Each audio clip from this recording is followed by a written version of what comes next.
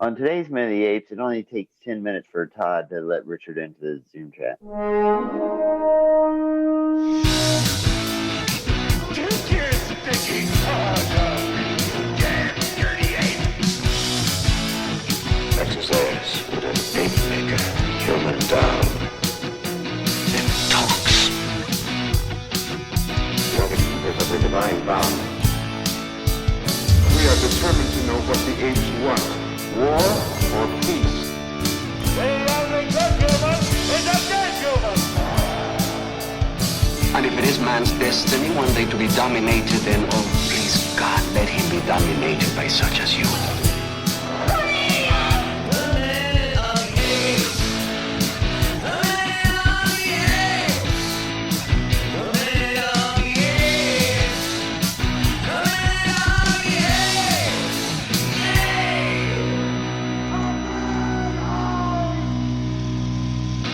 Hello and welcome to Minute of the Apes, a daily podcast where we break down every minute of the Planet of the Apes movies 1 minute at a time, and I just let that roll and get kicked in the balls endlessly. I am bald-kicked Todd. Good morning, everybody. Yes, that's Richard, and Sean is the giggling, maniacal fool in the background. How are you guys today? As always, as my default setting. Is that your default setting? Yes. Okay. Richard, how are you this morning?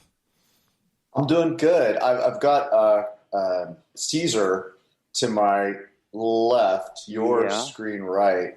It's amazing to me how I can do these Zoom meetings, and they're always shooting one of the characters just off to the right or to the left in this movie. Just so you can be in the black space. It was so thoughtful of them to think, 40 years in the 50 years in the future about framing this so that I can have the perfect zoom shot of one of the characters just over my shoulder. How did they know Zoom would be a thing and that we would be in the middle of a pandemic and that we would all be sitting around needing a way to do Minute of the Apes? How did they know? I don't know. They couldn't do surveillance video, but yeah. All right, so here we are, minute 56. Let's just get going on the week. Sean, tell us what's going on with this minute. We're going to start minute 56 with the governor saying, "That's incredible. Well, there's your proof," and ends with a Nazi torture leader saying, "Have the beast destroyed." Nazi torture leader. That just seems like you're going to keep going with more and more. But let's take a listen to minute 56 of Conquest of the Planet of the Apes. That's incredible! Well, there's your proof! We're convinced, Mr. Governor. It's fantastic. Absolutely fantastic. Have him say something else. You heard the governor.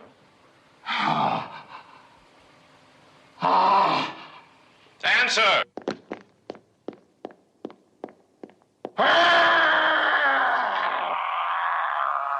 We could persuade him. No. He's not responsible for what he is. Still seeing him there, it's like looking at some deadly bacillus and knowing you've got it bottled up at last.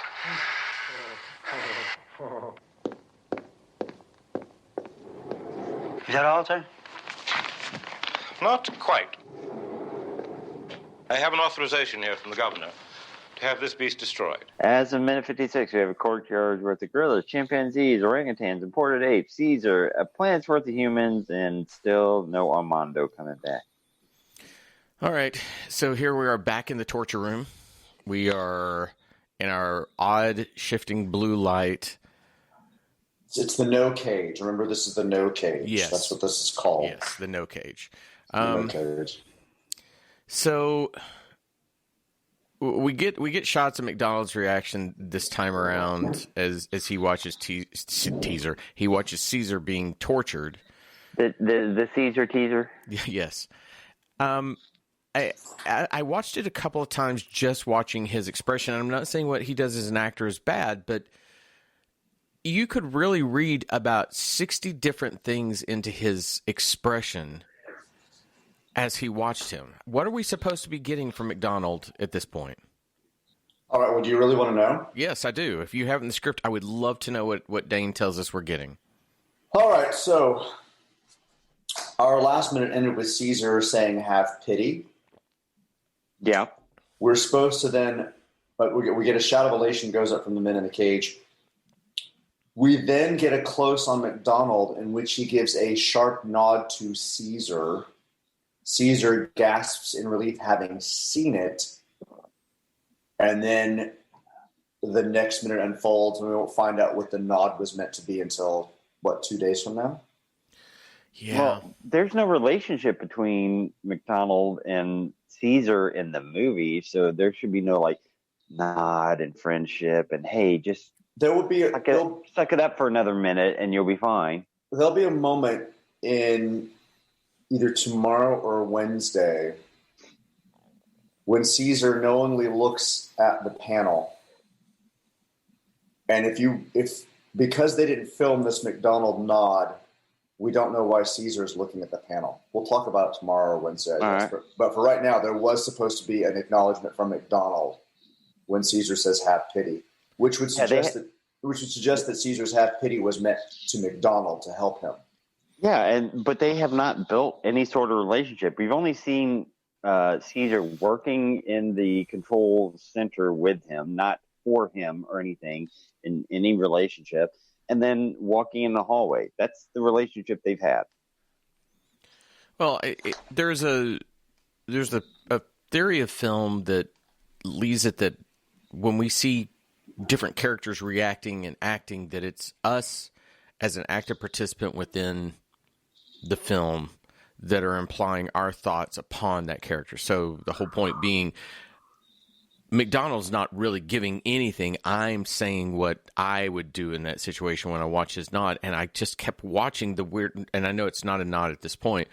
No, but I kept watching. It doesn't do anything. Yeah, I kept watching at this point, and I thought, okay, what is it they want me to, as an active participant, to be thinking? I couldn't figure it out. It was just this weird little look, blank expression. Yeah, and I thought, a wince would have been nice. Anything would have been nice to kind of tell me what was happening in this moment, and I got nothing. Right. So for the listening audience that may not remember some of the details of this moment, Caesar says, "Have pity," in the minute before we talked about on Friday.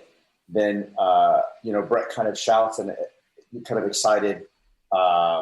That's incredible. There's your proof.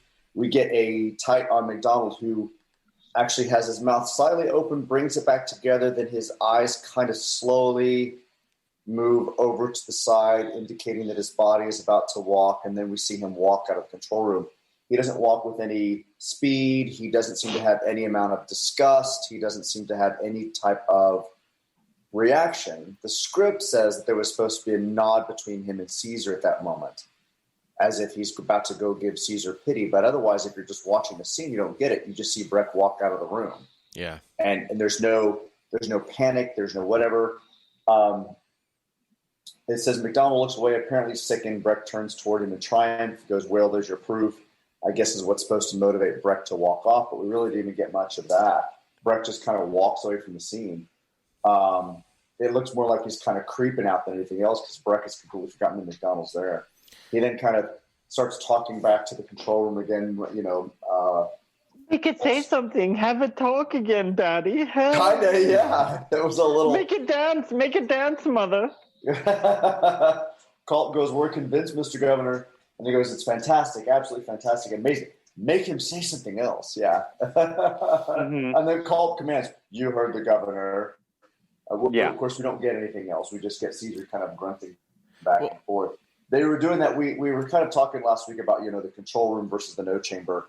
And they are now actually using the intercom audio back and forth. Mm-hmm. And if anything, it kind of got a little too annoying, bouncy back and forth between the two of them. I just wish they would have stuck with one of the other ideas. Well, they're either in the room or out of the room. What bugged me too is that as McDonald walks away, it would have been so nice for the governor just to even quickly glance at him as he left, to acknowledge that he left, to be like, "Oh, and then, where are you going?" Yeah. What's up with you have a weak stomach now with torturing this ape or whatever? He could have. It could imply so many things that then can be added on to later, because in coming minutes, it's asked, where did he go? And we don't even get that satisfaction of him kind of questioning it. But what we do get, did you notice that your master switch finally got used? Yeah. I made sure to note that. I was like watching. I went, "Oh, look at Sean's master switch." They actually did. Well, you can't show the master switch and then not use the master switch. Come on. Well, they used it, but it was in the Check most off switch. It was in the most anticlimactic of ways that they used it. Click. Yeah. Well, if you notice, the chubby finger, what's his name? Cole. Cole. If you look at him, the 10 seconds that they show him in the beginning of this minute, he just looks like he has a case of the Mondays, where he just turns around. All right, we're not torturing anymore. I guess we're done. He has a perpetual case of the Mondays. That actor just is always very, Well, So McDonald's now hurrying down a hallway. For the first half of the minute, we're not even sure where he's going. We don't know if he's actually running to the room. Yeah, that's another problem with this. To pull Caesar out, I couldn't tell what he was moving towards. Like, is he going to go in and fight the guard and Culp? Is he going to, But he does get to the central power control. Well, hang on. Before he gets there, I think it was hilarious, the slow walk that he did past the guard. He runs down the stairs, and you see him coming to the scene, actually walking fast, and he just slowly walks past the guard, and then he fast walks again. Okay, so I agree with that. The big problem with all of this, there are two big problems with this. We have to discuss this, talk about what is going to happen. What is going to happen, and I'm going to jump into the future, and I'm sorry I'm breaking rules, but to discuss it, you have to. They're going to try to kill Caesar.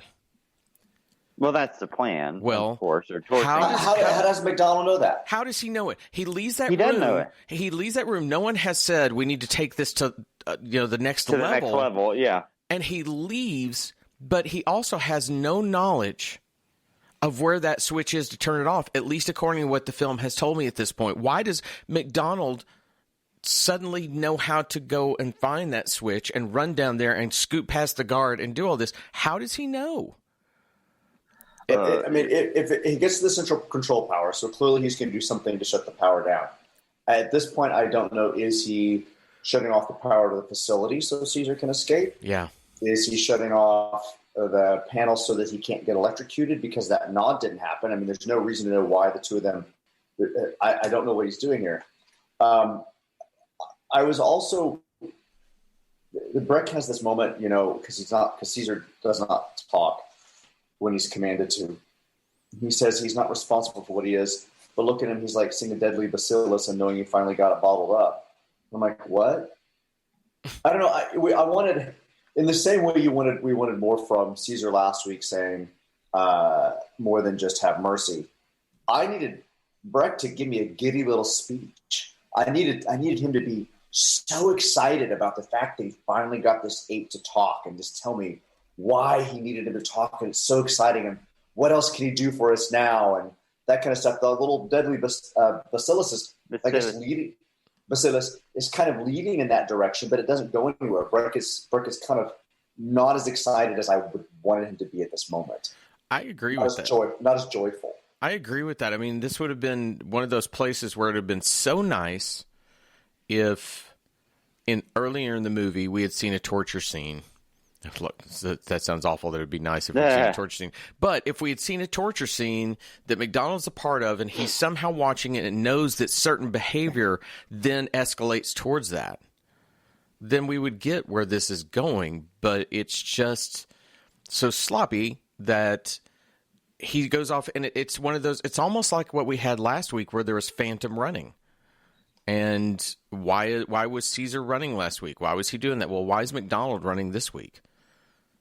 It makes zero sense. What also makes zero sense, and Sean, you may correct me. I know that I may be jumping over a minute, but do we get in this time that they have to ask for written proof from the governor when he happens to be right there? Yeah, the authorization. Yeah, hang on. Is that in this week? Culp concludes with, I have the authority from the governor for this animal to be destroyed. Yeah. It ends up right there. Which came from nowhere.